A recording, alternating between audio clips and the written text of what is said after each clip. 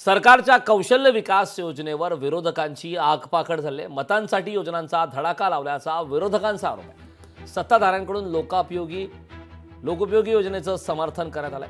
लाडका भाऊ या योजनेवर विरोधकांनी टीका सुरू केली।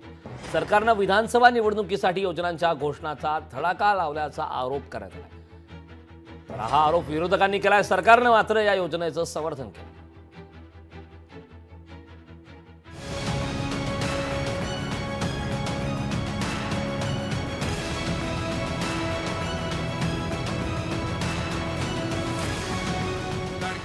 केलं लाडका भावाचं काय, मग लाडका भावाचं पण केलं। आता जो 12वी झालाय त्याला 6,000, डिप्लोमा झालाय त्याला 8,000, डिग्री झालाय त्याला 10,000 रुपये महिन्याला। मुख्यमंत्री लाडकी बहीण योजनेनंतर तरुणांसाठी कौशल्य विकास योजना म्हणजेच लाडका भाऊ योजना मुख्यमंत्र्यांनी जाहीर केली। या योजनेतून तरुणांना कौशल्य विकास प्रशिक्षण देण्यात येणार आहे। शिवाय दरमहा 6 ते 10,000 रुपये विद्यावेतन देण्याची घोषणा करण्यात आली आहे। सरकारच्या योजनेवर विरोधकांनी टीका सुरू केली आहे।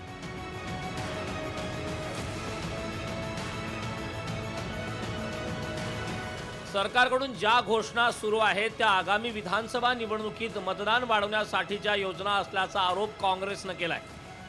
निवडणुकीच्या तोंडापुढे ठेवून नजरेपुढे ठेवून निवडणुका त्यांनी काही निर्णय ते घेतलेले आहेत की ज्याच्यातून त्यांची मताची वाढ होईल असं त्यांना वाटतं, परंतु त्यांचं जे गठन आहे सरकारचं तेच लोकांना मान्य नाही।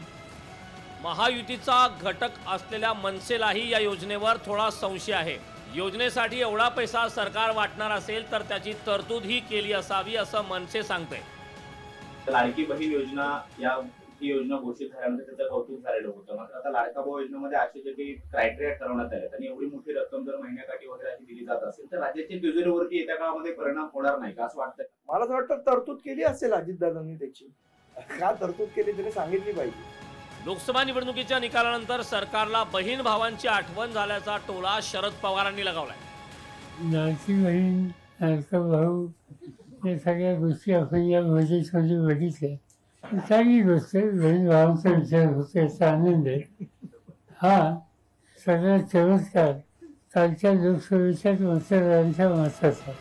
महाराष्ट्रासारख्या मोठ्या लोकसंख्येच्या राज्यात लाडका भाऊ आणि लाडकी बहीण सारख्या योजना परवडणाऱ्या नाहीत। या योजनेमुळे सत्ताधाऱ्यांची मतं वाढू शकतील, पण राज्याचं आर्थिक आरोग्य मात्र धोक्यात येईल यात शंका नाही। ब्युरो रिपोर्ट, लोकशाही मराठी, मुंबई। लोकशाही मराठी ऐका, पहा, जागरूक रहा।